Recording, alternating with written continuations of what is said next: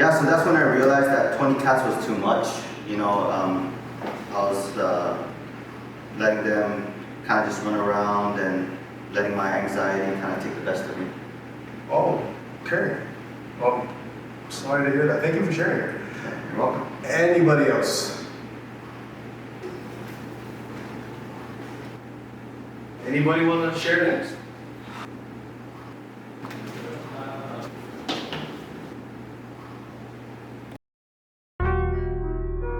Yo, you ever just deal with somebody and you're just like, you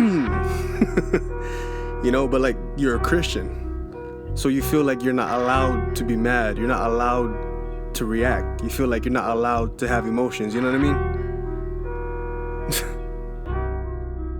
You don't know how many times I wanted to check somebody and lay him on the floor, but I had to remember that I wasn't in high school anymore. Had to bite my tongue and let it go and turn the other cheek, but my ego was telling me don't let them think that you're weak. What would Jesus do? Yeah, I'm a Christian, but I ain't perfect. Grew up and I learned that fighting every battle ain't worth it. They full on disrespected me. I'm supposed to let it slide? Not necessarily, but you gotta check the inside of your heart. If you confront them, is a fire gonna start? Is your character and testimony bound to fall apart? If you confront them, are you gonna do it peacefully, or are you gonna try to keep it cool but something triggers you so easily? Is it really even worth addressing in the first place? Then they find out I'm a pastor's kid and that's the worst case. If I popped off, if I wanted smoke, I used to pull up to their job or to their house and ask their mom if they was home. I couldn't let it go, I couldn't let it slide, full of pride. He is greater than I shirt, but I was parked waiting outside over something that somebody said to me on Twitter. Heated over social media, letting it make me bitter. It really didn't take much back then to get me pressed. I'd send them my number and even give them my address. If I got cut off on the freeway, you know I had to chase. I'd them out or flip them off when I'd pull up and see their face. Looking back, I was a young, dumb, hypocrite disgrace. So entitled, always taking advantage of God's grace. On Saturday, I'd be heated with a heart full of rage, but on Sunday, I'm leading worship and singing on a stage. I'd be shamed if they found out that I grew up in martial arts schools. Lack of self-control and arrogance ain't martial arts, fool. Everyday living, just trying to be the best I can, but my character's always being tested as a Christian man. Like, do I really need to pop off and turn it into something? Am I gonna be less of a man cause I chose to do nothing? See, I thought it was weakness, holding it on the inside, but you're actually stronger if you could just swallow your pride. But don't get it twisted, I ain't perfect, I ain't saying that. I'll still address any disrespect cause I ain't playing that. All I'm saying now is I don't trip on every little thing. If it ain't worth it, then you won't hear me say a single thing. If it's really a problem and if it's really serious, we can talk like adults and we can handle it, period. I'm the one who's in control of all of my emotions. If I don't need to take it there, I avoid the commotion.